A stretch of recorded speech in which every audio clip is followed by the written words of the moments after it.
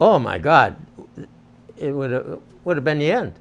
Would have been the end of what we know as the country, as a life. No, we couldn't lose it. There was no choice but to win. June 6th, 1944, 5 a.m. D-Day. Even before the Allied forces landed at Normandy, Warren Schwab and his crew were about to drop bombs on the enemy. We were flying over Munich, Germany, and that was a very significant day of my life too, because I didn't think I was going to come back. I mean, in fact, I knew I was going to die. But even in the face of death, his squadron had a job to do: take out the German industrial complex in Munich. They had 115 guns surrounding the city, and each one of them was pumping up the shells. And what they do, the Germans don't, they know better than to send their fighters into a formation of bombers. German pilots would never take a B-24 bomber head on. Each aircraft in the bomber has 10 50 caliber machine guns. And if you got a flight of 18 or 20 or 30 people, 30, that's a lot of guns. And it's a suicide mission to try to attack a bomber. So the German pilots would fly up to the altitude of the B-24s, but out of gun range, and then wire back the bomber's position. They had us right on.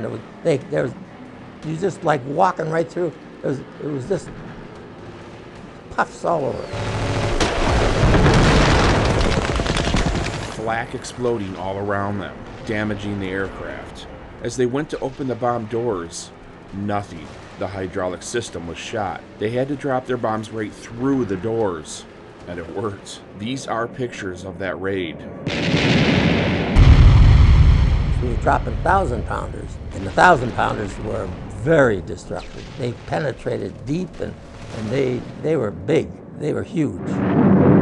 They accomplished their mission and dropped all their bombs, but their plane was a wreck, filled with holes. My co-pilot was shot up. He got hit with flak in his whole side and his abdomen and his hip, and the rest of the shell went out through and went over my head out the top of the aircraft. And though they were headed home, they weren't out of trouble yet. They still had to land, and the hydraulics were out. We had no brakes, couldn't put the flaps down, get the gear down, had to do a chandelle to the left and a chandelle to the right, which means that you tip the airplane up and let gravity drop the landing gear into place, then go up and do the other one, then kick out the nose gear before you could even try to come in for a landing. And because they had to drop their bombs straight through the bomb bay doors, they were stuck open.